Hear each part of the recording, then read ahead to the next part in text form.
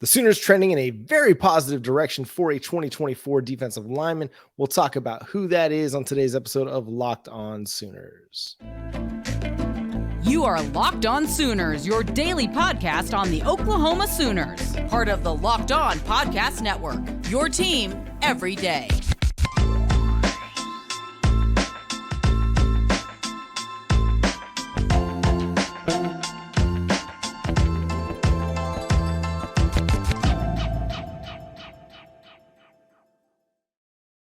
What's up, Sooner Nation? Welcome to Locked On Sooners, and thank you for making Locked On Sooners your first listen every single day. We're free and available on all podcast platforms and on YouTube. Subscribe to the show wherever you get your podcasts. And shout out to every member of the Everyday Club, the Everydayer here on the Locked On Sooners podcast.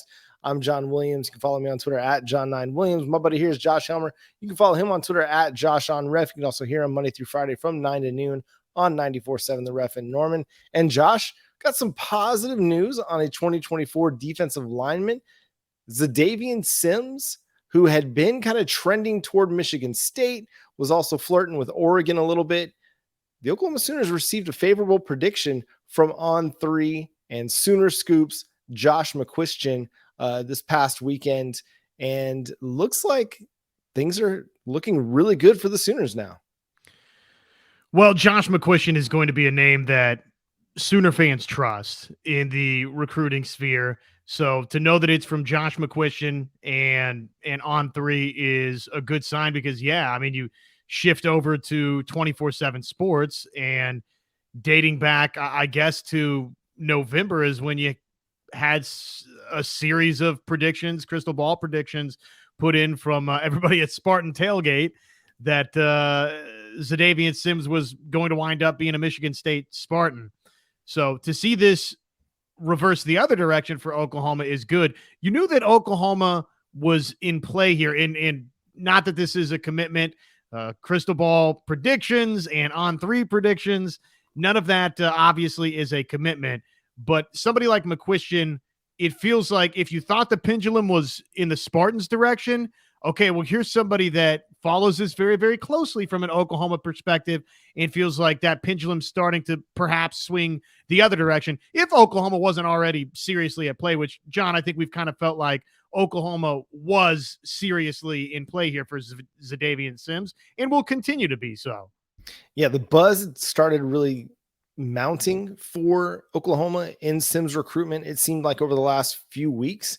But as a commitment date approaches, he's planning on committing on May 20th down there at C4 Sports in Durant, Oklahoma's. They're having a big pro day down there. So that's going to be a big time with, national recruiting experts, recruiting analysts from the region coming to C4 and checking out the talent that's there. I mean, this is a place where, Xadavien Sims, Nigel Smith, Kevin Sperry, a lot of big time, college prospects from the Texarkana, North Texas, Southern Oklahoma regions are training, putting in the work at the high school level to start getting themselves ready for the collegiate level.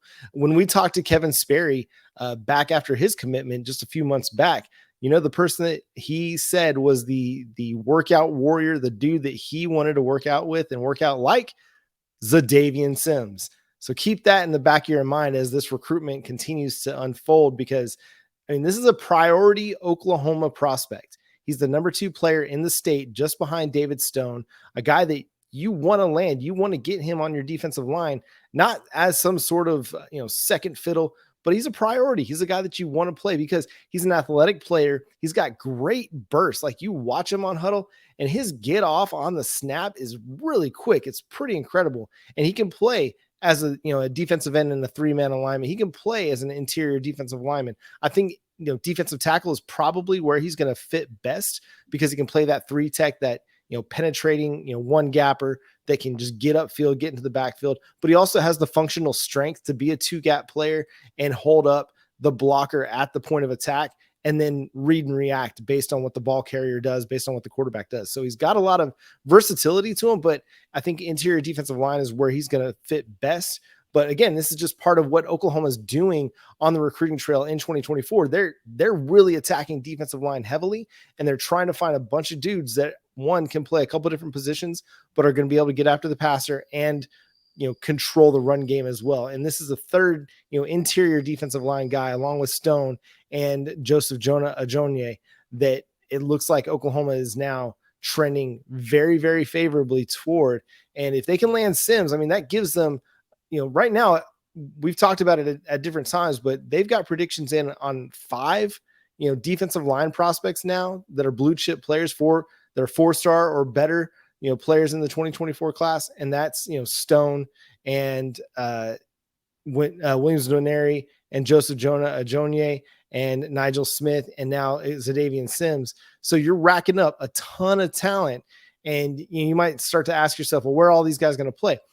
They want to play a rotation of guys. They want to be able to go too deep on the depth chart and have a lot of talented players to be able to get after the quarterback, Josh.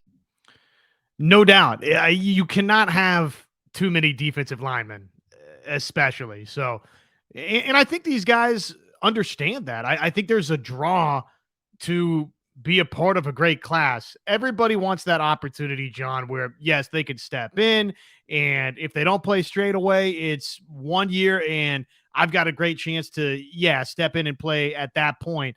But the reality is, probably in most situations, you're not stepping in and playing straight away. And in the best situations, you're probably not stepping in straight away and playing. And oh, by the way, there's going to be 3, 4, 5, 6, 7 names that you're going to have to contend with in year 2 and 3 to go earn that job, win that job, and then perform in order to keep that job. So I think, generally speaking, most guys should be excited by the prospects of, okay, it's going to make me better being surrounded by better talent.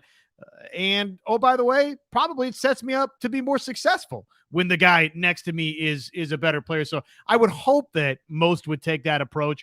And Oklahoma needs a class and a couple of classes like that to where it's, maybe somebody, maybe you get into, it's a good problem to have. If maybe down the road, one guy decides, you know what, I'm going to try something somewhere else because there's too many other blue chip guys around here. But you don't have that opportunity until you bring in the type of class to where maybe that could happen down the road. You hope that never happens, obviously, but all of which is to say you can't have too many. Can't have too many up front. And just looking at who Xadavien Sims is, probably most of you are familiar. But, one thing I like about On3, since this is a McCuistion prediction here, we'll give credit to On3. They have him rated as just a 3-star prospect, but everybody else, one thing I like about On3, they list everybody's ratings right there on their website. So it's really easy and clean to see.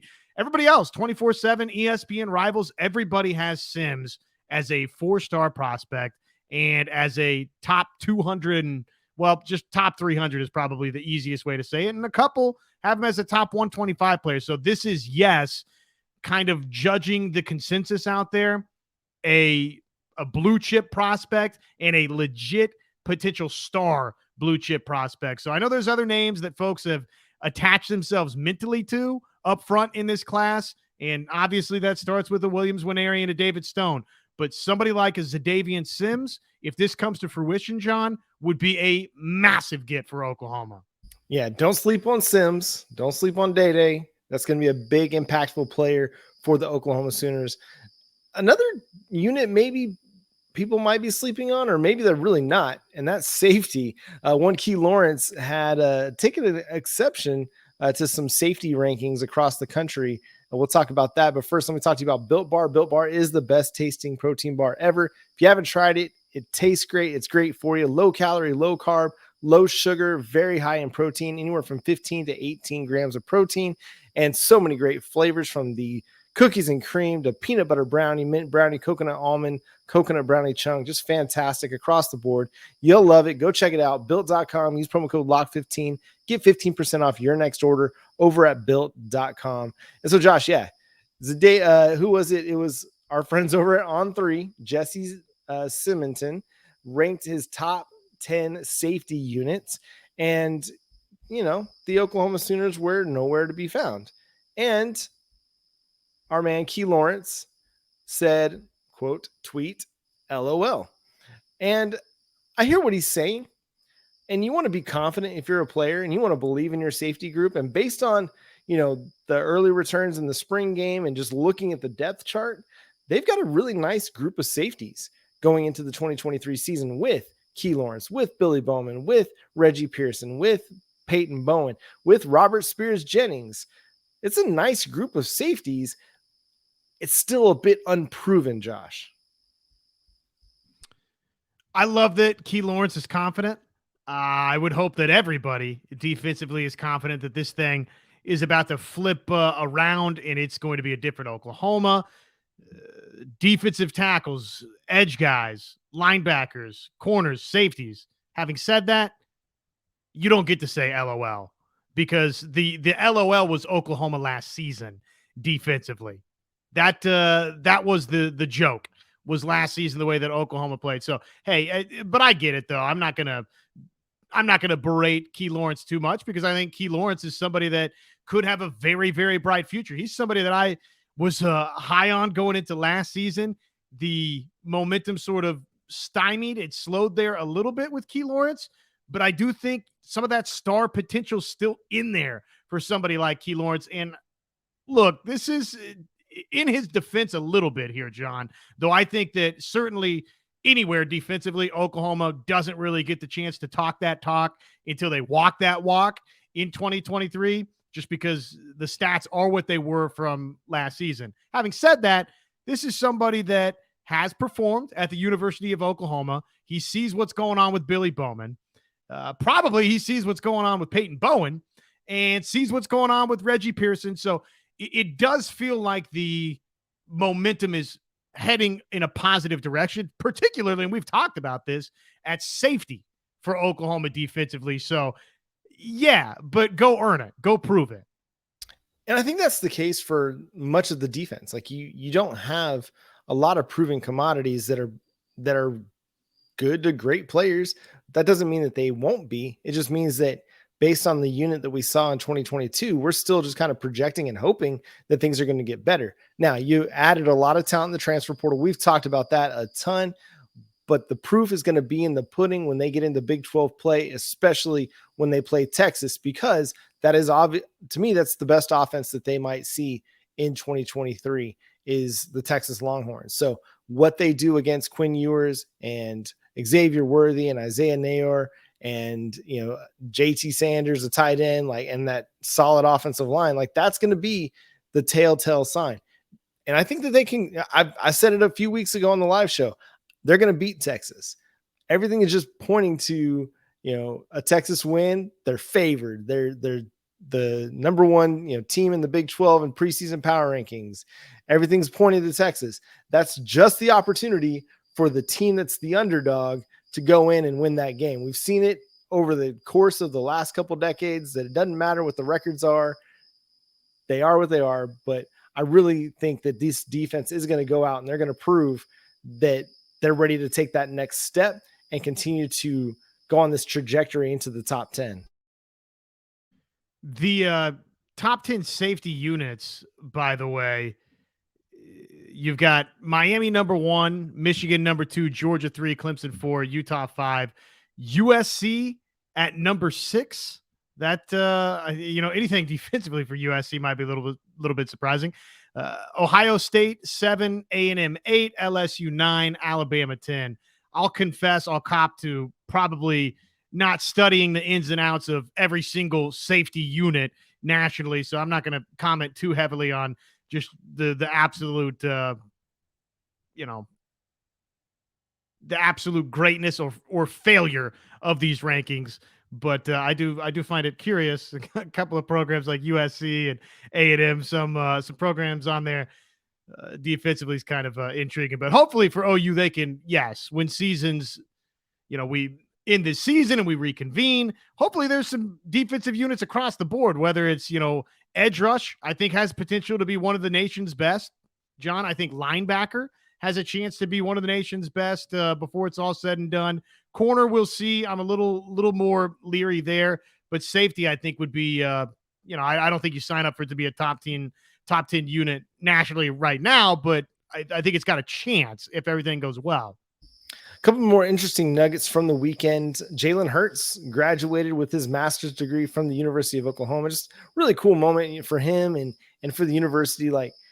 This is a guy that has done so much just in his career over the last year. I mean, became the highest paid player in NFL history, went to the Super Bowl with the Eagles, had an MVP-like season until some injuries kind of banged him up in the second half of the NFL season this past year. Just what a great year it's been for Jalen Hurts. It has. Somebody that it seems like has continued to work and work and work and just gets better and better and better. And what a cool story. It's somebody signs the richest contract in NFL history, right? For, annual value for a quarterback. And then you flip around and you find out that, oh, by the way, they just got their master's degree as well. I'm a sucker for that kind of story. Somebody that went to school, playing football, playing basketball, baseball, softball, you name it, whatever. And they leave, they go do what they're doing professionally. And then like even Shaquille O'Neal, when he became Dr. O'Neal, was cool. I'm a sucker for athletes that don't give up on continuing their education. Probably a good lesson to be learned from myself and others, that maybe we need a little more education out there, but it's a cool story. And I thought that was one of the fun nuggets this weekend. Another fun nugget, Bob Stoops and the Arlington Renegades go off and win the XFL championship. So now he and Barry Switzer both won national championships and a professional football championship. Just a cool thing for big game Bob to pull that one out for the Renegades. Yeah, it was awesome. And to see the Gatorade bath and the celebration and everything, it definitely brought some Sooner emotions back to see Big Game Bob win in that arena. Happy for him. It was good. I think Bob Stoops would tell you that it's been a rewarding journey regardless, but this makes it just a little bit more rewarding, right? When you go out, you win a championship, this venture that he didn't have to do from a coaching standpoint. I think this was honestly just more fun than anything. Not that he hasn't taken it seriously. It's just, I think, a little bit different than his years at the University of Oklahoma. And not to speak for Bob Stoops, he'll speak for himself weekly on the ref, but it's cool that he was able to go accomplish this and do it in a professional venue where it maybe wasn't at times as high pressure stress as OU. Well, and it's a big moment for him, but also, he's a great face to have for a burgeoning organization and league because he's so, easy with the media. Like he's so personable, so easy to talk to. And when he gives himself to something, like when he, like what he's done for Oklahoma, not just his time as a coach, but since he's been retired, he continues to be a face of the program. He's going to be the same thing for the XFL as it continues to try and build its brand. That's a great person to have as one of the faces of your brand because the players are going to come and go. It's not going to be like the NFL where you're going to, you might end up having some XFL lifers, but those guys will get NFL contracts and you might have a lot of turnover, but to have somebody that's going to have the stability like Bob Stoops that is going to continue to push the brand forward, that's just huge. Now, turning our attention to softball, Josh, the Oklahoma Sooners won the Big 12 tournament title for the 5th time in their last 6 seasons. Just an incredible performance, man. Never really in doubt. They beat Iowa State on Friday in the run rule fashion and then come back on Saturday and beat the Texas Longhorns. It was a 0-0 game going into the bottom of the 3rd. Haley Lee leads it off with the home run. And then in the top of the 4th, Viviana Martinez answers with a home run herself. And then Oklahoma immediately responded in the bottom of the 4th, coming out with, getting 3 runs on the board and then tacked on a couple more in the 6th to just kind of run away with the game. It was a really, really, I think, a great team performance on both days combined. On Friday, you had the whole lineup really contributing and the pitching staff was great, throwing the one hitter combined. And then on Saturday, it was really the back end of the lineup that came through for the Sooners in that win over Texas, as the front of the lineup, your first 4 hitters were held to 0 for 12. So just really showing off the depth of Patty Gasso's squad. Brito and Boone coming through there. in the fourth to not rally Oklahoma back, but I guess break it open in the Big 12 championship game and reclaim something that they didn't capture a season ago. With all of the success that this program has had in the back-to-back national championships and the fact that all of a sudden they're 4 wins shy now, John, of tying the NCAA record consecutive wins mark by Arizona. With everything that this program has accomplished, they weren't the Big 12 tournament champions a year ago. That was one of the days that Oklahoma State shocked this program. So to get that back, I'm sure was a good feeling. And now you turn your attention to what everything has geared up for. Yes, they're right there. Absolutely. I want to see them get that NCAA all-time consecutive wins mark. But ultimately, the most important thing, John, is, hey, you're the number 1 overall seed, and go finish the mission. Go accomplish the goal, which is back-to-back-to-back national championships. You're the overwhelming favorite. John, I don't know. I mean, how many times have we had a similar conversation to this? This team might be better than each of the past 2 teams. It's certainly on equal footing, level footing too. So they're the heavy favorite. Now it's just go back it up. Go take care of business. Yeah, and so the number 1 overall seed in the NCAA tournament, Josh, they will host the Missouri Tigers, who finished last place in the SEC. Pretty incredible, actually, if you're the last place team in SEC conference play, that you can still get a at-large bid to the NCAA tournament. They'll also host the California Golden Bears, who came in, they were 4th in the Pac-12, if I remember right. Sorry, no, they were 5th, 1, 2, 3, 4, 5, 6 in the Pac-12 regular season or conference standings. And then you've also got Hofstra, who won the CAA tournament title to get that automatic bid for the Sooners. I mean, it's not a challenging slate of games, but if you're the number 1 overall seed, that's kind of the way it should be. All expectations are that Oklahoma rolls through this regional round at Marita Hines Field and moves on, to the super regionals with relative ease. But California, they play out in the Pac-12. That's a tough conference. They'll be battle tested. Missouri plays in the SEC. Again, a tough conference. They'll be battle tested. So they might, get a surprise, tough test from one or both of those teams along the way. That is absolutely wild that, yes, Missouri finishes in the conference cellar of the SEC and gets in. I wonder, outside of, for an at-large bid, obviously you go win a conference tournament, you get into the postseason with the automatic bid, but for an at-large berth in the men's basketball tournament, women's basketball tournament, college baseball or softball, this has got to be the only time this has ever happened, or on a very, very short list of times that this has ever happened, that you finish dead last in your conference and get an at-large bid. And honestly, John, there probably wasn't a ton of conversation about, should we leave them out? It was probably, no, they're not on the final bubble. Yeah, it's really crazy, just all the seeding that's transpired. Alabama, they finished, or they were 5th in the SEC, tied for 4th in the SEC, and they got a 5 seed. They got the 5 seed as a host site in the regional round, which I'm like, how does that play out? Are we just saying that the SEC in softball is just so much stronger than everybody else? And so Texas has to sit there and, what kind of seed did they end up with? Like, they're back in the teens. I hadn't even gotten that far yet when I was looking at this earlier, putting the kids to bed, but where were they? I mean, like, Arkansas got an 11 seed. Texas was a 13 seed. Like, how?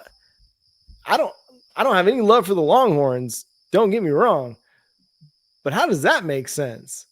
That sweep to Baylor was so much it doesn't seem like the run at the end of the season really hurt Oklahoma State all that much. Like, Oklahoma State had a terrible finish to the season, and they ended up with the 5 seed, or what were they? The 6 seed.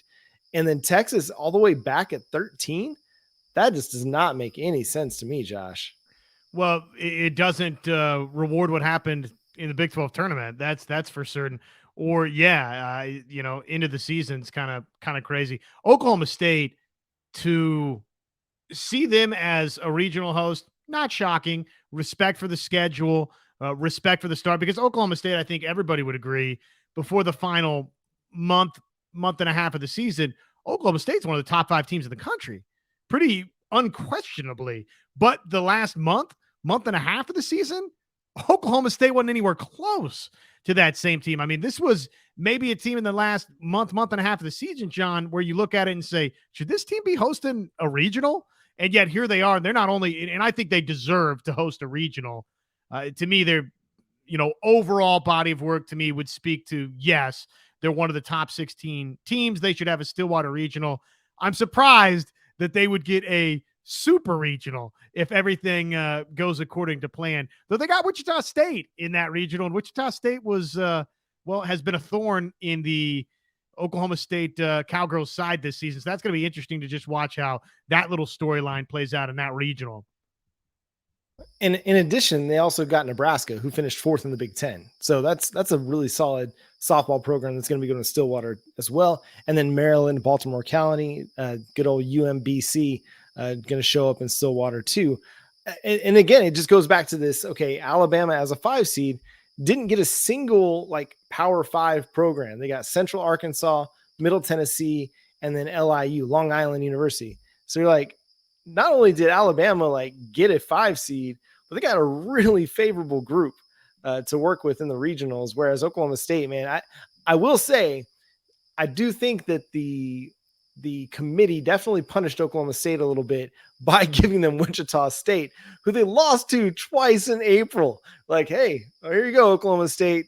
You didn't do well. We're still going to give you a top 6 seed, but you're going to have to prove that you can beat Wichita State at least once or twice to advance to the super regional round. Just wild stuff, man, from the committee this year. And that's what we're going to have to look forward to when we get to college football playoff time. Yeah, no, it's and back to Texas just real quick before we close. If things go according to plan, Tennessee for a berth in the, in the super regionals, for a berth in the Women's College World Series, that's not looking all that easy for the Texas Longhorns. So yeah, I don't know. They got a raw deal, and then Oklahoma State, you feel like they kind of got hooked up, and yet they got Wichita State in the regionals. So it's wait a second, that's not that easy either. So the bottom line is this. It's time to go win and take care of business. And some people probably do get a more favorable path than others relative to what their regular season says probably should have happened. But ultimately, you got nobody to blame but yourself this time of year. And there's going to be somebody that, John, got a path that maybe they shouldn't have gotten and takes advantage of it. And there's going to be somebody that we think got a favorable path and doesn't take advantage of it, because that happens every single year. So the committee, did they do a great job? No, I would not say they did a great job putting this field together, John. But ultimately, hey, we got a postseason field, and let's see how it plays out. Yeah, and if you're wondering what are probably 2 of the toughest regionals going, I really, really am intrigued by the 11 seed regional, the Fayetteville regional. It's got Arkansas, Oregon, Notre Dame, and Harvard. Oregon, it's a solid program. Notre Dame, that's going to bring some fight as well. And then the 15 with Utah, who won the Pac-12 championship, beating UCLA in the final, Baylor, Ole Miss, and then Southern Illinois. So just a couple really intriguing regionals to keep an eye on. Just from a competitive standpoint, if you just are into college softball, those are probably going to be 2 really, really great regionals to follow this next weekend as regional play gets underway. But Josh, that's going to do it for today's episode of Locked On Sooners. Thanks so much for tuning into the show, our everydayers and every member of the Everyday Club.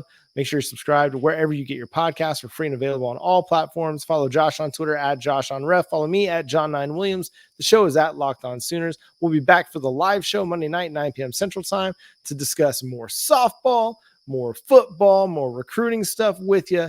Until then, Boomer Sooner.